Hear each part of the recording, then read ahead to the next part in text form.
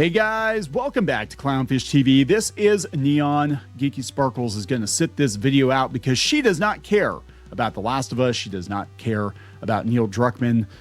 A lot of people don't care about The Last of Us or Neil Druckmann or whatever he's doing next. But we're going to talk about this upcoming game from Naughty Dog, Intergalactic: The Heretic Prophet.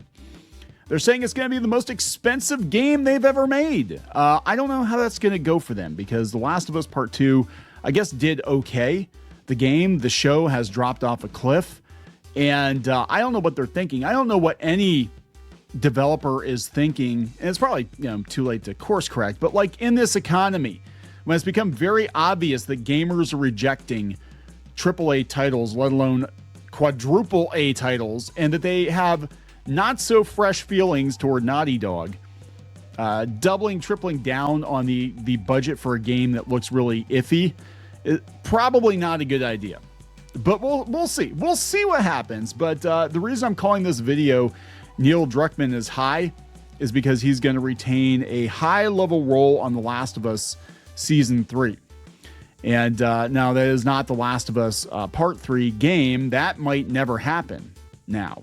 And geez, I don't even know where they would go with it, to be honest. But no, he's going to be still involved in the show, but he's not going to be involved in the day-to-day. And I got to tell you, I don't think there's going to be another season after this anyway. The viewership has dropped off a freaking cliff. I cannot see HBO bankrolling more of this, especially now in this economy.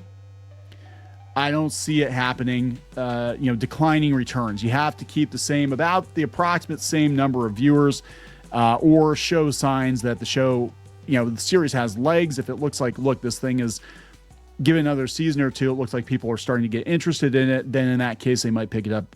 But it's dropping off a cliff. The reason it's dropping off a cliff is they actually stayed too close to the games, which is wild. Like, for those of you who don't know, huge spoiler alert. I don't know how you don't know it by now, but huge spoiler alert. They do kill off Joel brutally in the beginning of The Last of Us Part 2.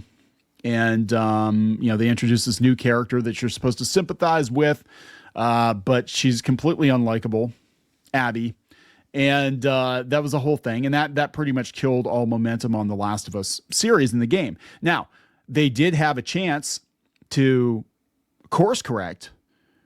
They had a chance to change the trajectory of the series, because this happened with The Walking Dead too. They made a lot of changes from the comic book to the television show, and we could argue about whether or not those changes were good, but they did. They made a lot of changes for that audience. General audiences did not like to see the main character get killed off right at the beginning of season 2. I would have done it differently. I would have, if it were me, I would have probably saved that for the end of the, season 2, or just not killed Joel at all. It would have been really interesting to see what happened if Joel did not die. But then, they're kind of out of ideas. But Neil Druckmann, I'm going to be honest, he is so hell-bent on his vision that it doesn't matter what the audiences want. Like, you're going to take what I give you, and that's it. And I understand that. As an artist, you're going to be like, this is what I want to make. But, when you get to such a high level as a creative, your job is also to help the studio recoup its money. So you can't really get away with as much on a high profile, big budget show or movie as you can on some indie film or whatever. And I really have a feeling that we're going to see Druckmann enter kind of I don't know. I'm thinking that he looks like Jared Leto. The Jared Leto phase where he's going to burn a lot of money, think he's like the greatest thing ever, and somehow keep getting work after he just burns millions and millions of dollars. But we're going to talk about this. Before we get into it any further, please subscribe for more pop culture news, views, and rants, guys. If you want notifications, go out to news.clownfishtv.com and get notified when we post new videos. I am about a day behind. This week has been kind of chaotic, obviously, for obvious reasons. But I got to get things posted. I am doing live streams again, and they're actually on Substack and on YouTube. Rumble, I haven't figured out yet. yeah, their live streaming thing is, unless you're using their platform, is really dicey. Kick, I'm over on Kick too. I'll give that a shot. Not on Twitch. I think Twitch has a future. I'm going to be honest. But yeah, I'm going to start doing live streams in the mornings, probably Monday through Friday. We'll see. We'll see how it goes. If people like them, I'll keep doing them. If they don't like them, I won't. I'm not going to force you to watch me if you don't want to watch me. I don't care. Unlike Neil Druckmann, I don't feel like I'm entitled to an audience. So I am very grateful to those of you who do watch us. All right, so this is coming from IGN. Intergalactic: The Heretic Prophet is Naughty Dog's most expansive and most expensive game the studio's ever made. Naughty Dog's Intergalactic: The Heretic Prophet will be the studio's biggest and maybe most expensive game ever, with creator Neil Druckmann hailing the new project as the most ambitious game we've ever made. What can I say and not say? I can tell you we're in the thick of it. We're making it. We're playing it. We're firing on all cylinders, he told Variety. I've said this before, but I really mean it. I'm really feeling it right now. It's the most ambitious game we've ever made. It's the most expansive game we've ever made, probably the most expensive by the time we finish it. Good luck with that. And with both The Last of Us and Uncharted getting live action adaptations, Druckmann, who recently announced he will not be creatively involved in season 3 of The Last of Us, was keen to stress that while he didn't want to put the cart in front of the horse and is keen to ensure Intergalactic is a fantastic video game first, another Naughty Dog game could become a movie or series if he has the right partnership. So that's what he's doing now. Basically, Naughty Dog is just prototyping movies. Wouldn't it be cheaper? Wouldn't it be cheaper just to make it as a movie and not a video game? I think that's what's going to happen. I'm going to be honest. I think what is going to happen after all these AAA and quadruple A titles go bust is I think that we're going to realize, like, look, you want the cinematic storytelling, just make a movie, right? Make a movie. Don't spend $300-400 million on a video game. I mean, me personally, I don't like cinematic video games. I'm going to be honest. I'm actually annoyed by the Final Fantasy games that have a ton of cutscenes in it. I don't like these kinds of games. They feel very linear, and it feels like an interactive movie. I know some people are all about that. I hate it. I want a game. I want to play a game. If I wanted to watch a movie, I'd watch a movie. So a lot of these AAA titles, everybody's like, did you play this game or that game? I'm like, no, I didn't, because again, if I wanted to watch a movie, I would watch a movie. If I'm playing a video game, I want to play a video game, and I want to have a little more control or challenge or whatever, which is why I tend to gravitate toward retro games or retro style games, or games that maybe look like they were done on a PS2 hardware, something like that, right? Indie games, especially. Indie game developers get game design better than these AAA studios. Again, this just shows that Neil Druckmann wants to make movies first. Just cut out the middleman. So many of these people want to make movies. Cut out the middleman. Stop wasting hundreds of millions of dollars on these bloated AAA titles and just make the damn movie. Or are you afraid nobody's going to watch it as a movie? Is that, you know what I'm saying? But I think we're getting to a place, and I'm sure the budget was already set for this thing, years ago, but we're getting to a place where, especially with the advent of AI technology, that a lot of these movies can be made for under $50 million with a small staff. And I'd rather just have a cutscene turned into a movie. I keep thinking about Xenosaga. As much as I loved Xenosaga, I'm like, my God, the cutscenes. I think there's one cutscene in particular, if I remember from the first game, that was like a half an hour long. I'm like, they had a Xenosaga anime. I'm like, why did you make the game at all? Just make the damn anime, because that's what this is at this point, right? But yeah, he said, I'm sure if Intergalactic is successful, yeah, you're going to see it again. Here we go. IGN's calling it out. The cost of AAA video game development, including first-party Sony games, remains one of the hottest topics within the industry.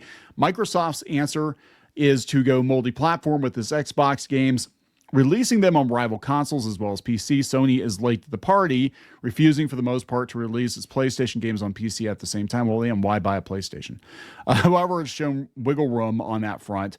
Helldivers 2, et cetera, et cetera. As former president and CEO of Sony Interactive Entertainment America, Sean Layden has previously said, when a video game's cost exceed $200 million, as it sounds like Intergalactic will, exclusivity is your Achilles heel. This is going to be a disaster. I have a feeling, because by the time this game comes out, there are going to be so many better games that are actually games probably done by indie developers that cost a lot less. And the general public, gamers, are turning against these AAA studios. They are. And it's partly because of people like Neil Druckmann and just that kind of attitude of entitlement, right? He cannot admit when he's wrong. None of these people can admit when they're wrong. He thinks The Last of Us Part 2 is a freaking masterpiece. If it were me, I'd be like, you know what? People hated. Again, this is if it were me.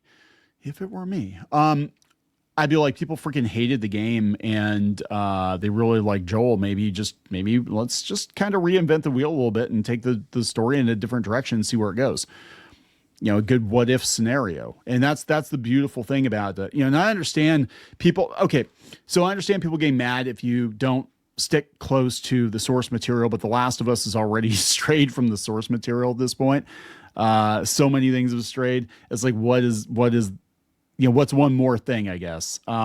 Since and knowing that part 2 was wildly unpopular, like you have a chance to maybe take it in a different direction or make Joel's death more impactful, or, you know, save it for a later point. And you know what I'm saying? Like there are a lot of things you could do creatively, and you know, they did this with The Walking Dead.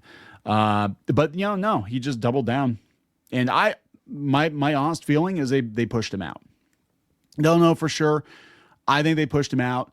I wonder if they had this conversation at HBO, if they're kind of like, hey, yeah, The Last of Us Part 2 was like the Joel thing. That was like a huge deal. Do we really want to do that again? And he's like, yes, it's my vision. And they did it. And the show fell apart. The viewership dropped off the cliff. People were angry about it. So now normies get to feel like gamers felt. They get the gut punch that gamers got. But yeah, you know, I don't think they're gonna have another season after this one. So yeah, Neil Druckmann has discussed his decision to step away from the TV adaptation of The Last of Us for the 3rd season, stating he's accomplished his goal of elevating video games. Oh, he's serious. He's serious. He's accomplished his crazy goal of elevating video games. He is high. While he's now returned to full-time video game development on the forthcoming Intergalactic, he will remain somewhat involved in The Last of Us at a very high level. Make sure it's as deeply faithful as season 1 was. I feel like that is the gold standard for this kind of adaptation, while enjoying all these beautiful expansions that happen naturally with the rest of the team and how they're working on season 3. So that's where my involvement will stay, at a very, very high level.